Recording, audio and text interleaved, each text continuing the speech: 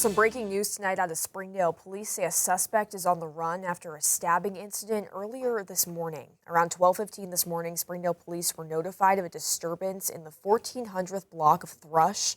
Officers arrived and found a woman with multiple stab wounds. The victim was transported to an area hospital for treatment, and her condition is unknown at this time. Officers identified the suspect as 25-year-old Ladarius Green. Green left the scene in a vehicle with a juvenile passenger, and that vehicle was later found in an accident with the juvenile still inside. The juvenile has been reunited with their family, but Green remains at large. If you have any information on his whereabouts, you're asked to call the Springdale police at the number there on your screen. We'll keep you updated on our website, 5newsonline.com, as we continue to learn more. Well, this morning in Bentonville, a Make-A-Wish recipient from Hinesville is getting his wish granted, and thanks to a partnership with a local aviation company, they're riding in style and heading off without a hitch. 5 News reporter Bo Russell takes us along for this special send-off. After 40 years of granting wishes in Arkansas, another wish is taking flight.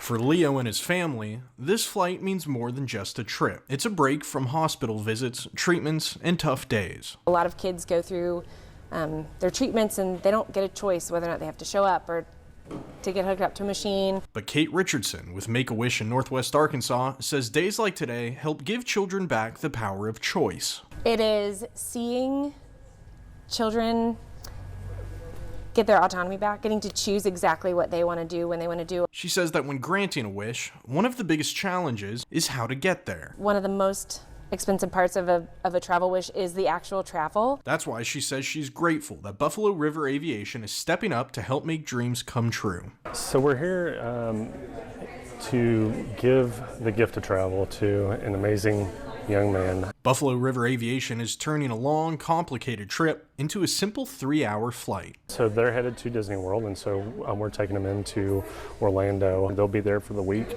and then we'll bring them home this next weekend as well. For Make-A-Wish, partnerships like this are essential, especially as more kids are waiting their turn. Nearly 70% of our kids choose travel as their wish. And so without partnerships like this, we just wouldn't be able to impact so many kids. But Kate says days like today make all the challenges worth it. And so seeing their face when they realize this is really all about me, I get to choose this again, is my favorite part. Another wish granted with a little help from some local friends. I'm Bo Russell, 5 News. Well, earlier this afternoon in Fort Coffee, the community came together to remember 2 of their own who died in a UTV crash last week. Keyshawn Steele and Ty Clayton were in a UTV traveling together when they were killed after crashing into another car last Friday. Today, the town held a parade to honor the victims. They rode down Lock Dam Road in 4-wheelers and side-by-sides, as they say that was the pair's favorite thing to do, and released blue balloons in remembrance. One attendee we spoke to tells us what this event means to such a small community like Spiro and Fort Coffee.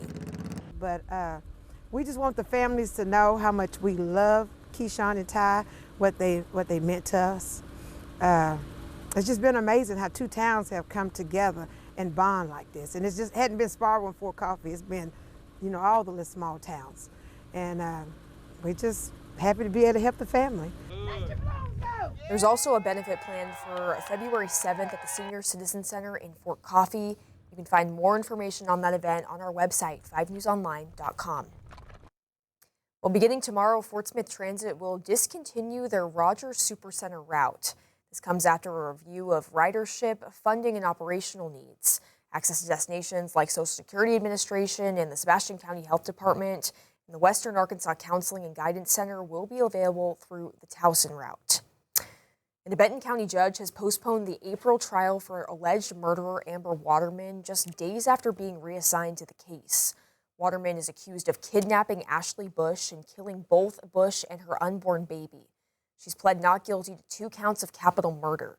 Although Waterman is already serving a life sentence in federal prison, county prosecutors are still pursuing a state trial and are seeking the death penalty. The delay follows the discovery of a judge assignment error that kept the case with the wrong judge for more than 2 years. Waterman is expected back in court January 21st to address pending motions. Well, it's that time of year again, time to get your order in for Girl Scout cookies. 5 News anchor Darren Bob tells us how easy it is, and more importantly, what this program does for girls. It really helps benefit us through just exposing us to a lot of different experiences at least me personally, I wouldn't have experienced if it hadn't been for Girl Scouts. Ava Pilzarski is a member of the Girl Scout Diamonds and attends Haas Hall in Rogers. She says aside from making money for each Girl Scout troop to continue what they do every year, selling cookies gives individual girls valuable life skills. The girls are running the website and they're kind of almost running their own advertising campaign and trying to figure out who they can send this email to that they can get more cookie sales, because a lot of girls, it is a lot of fun to get a lot of cookie sales and there's rewards with it.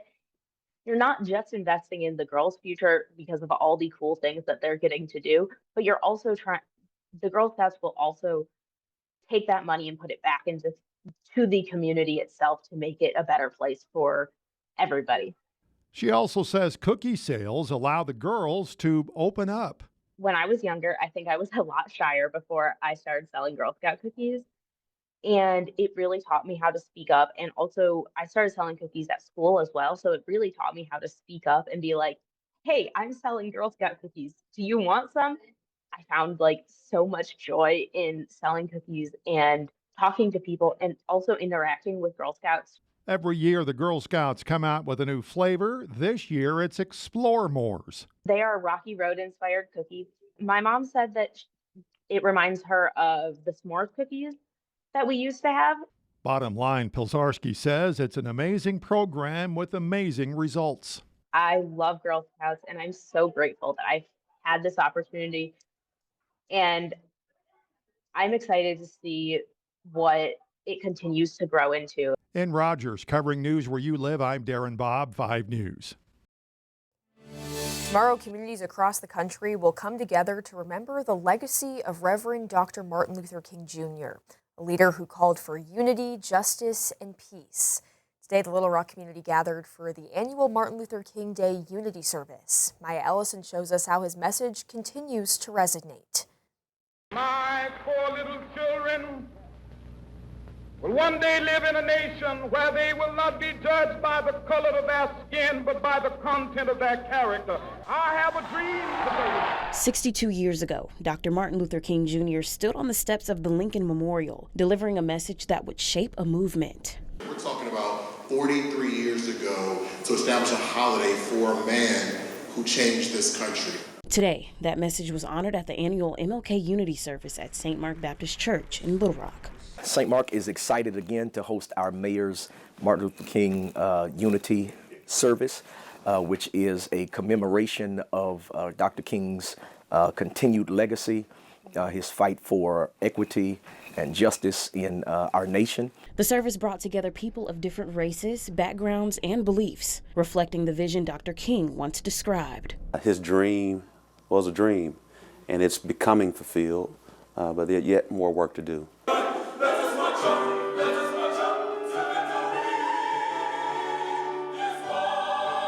Mayor Frank Scott Jr. says the Unity Sermon, first held in 2019, was the first of its kind in Little Rock. And as the city's first elected black mayor, Scott says the service was created to keep the work and the conversation of Dr. King going. But when you're first, it comes with a lot of responsibility and scrutiny.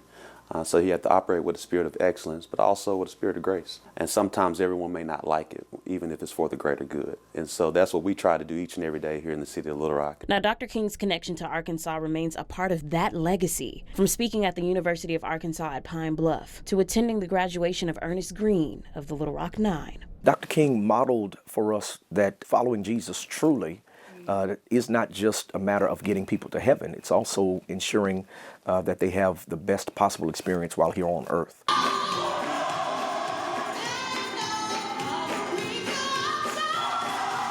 And nearly 57 years after his death, community leaders like Pastor Philip L. Pointer Sr. says Dr. King's message remains a call to action, one still being answered today. I think we all should recognize that he had a 75% disapproval rating at the time of his death. Yet today, we all sing with gleeful glory about him. Why do I say that? He was doing the work, And many times when you're doing the work, many people may not like it, even though it's going to have a greater good for everyone else.